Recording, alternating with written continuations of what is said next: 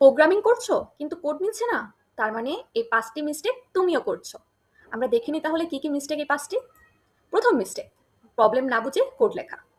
Question না বুঝে code লিখলে সলিউশন কখনো ঠিক হবে না।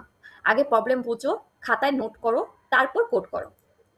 মিস্টেক নাম্বার ২, সিনট্যাক্স ঠিক, কোড ঠিক ভাবা। আমরা কোড রান করছি মানেই মনে করি আমাদের কোড ঠিক হয়ে গেছে। কোড রান করেছে মানে আমাদের কোডের সিনট্যাক্স ঠিক হয়েছে, কিন্তু কোডের লজিক ঠিক হয়েছে কিনা তা তো আবার চেক করতে হবে। মিস্টেক নাম্বার ৩, ভ্যারিয়েবল এলোমেলো ব্যবহার করা।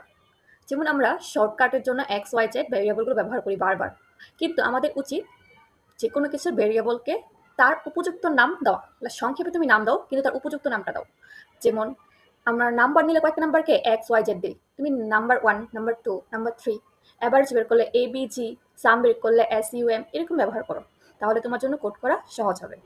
মিস্টেক নাম্বার ৪, ডিবাগ না করে সলিউশন দেখা।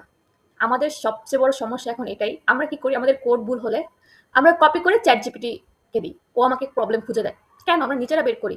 বারবার প্রিন্ট প্রিন্ট প্রিন্ট, মানে প্রত্যেকটা লাইনের পর লাগিয়ে প্রিন্ট দাও, দিয়ে দেখো তোমার কোথায় যে কোডটা ভুল হয়েছে। খোঁজো তোমার কোথায় অ্যান্সার ভুল আসতেছে, কোথায় কাজ করছে না, তাহলে তোমার নিজের জন্যই ইমপ্রুভ হবে। আর মিস্টেক নাম্বার ৫, সবচেয়ে বড় মিস্টেক, প্র্যাকটিস না করা। তুমি শুধু ভিডিও দেখছো, ভিডিও দেখে কিন্তু কোডার হওয়া যায় না।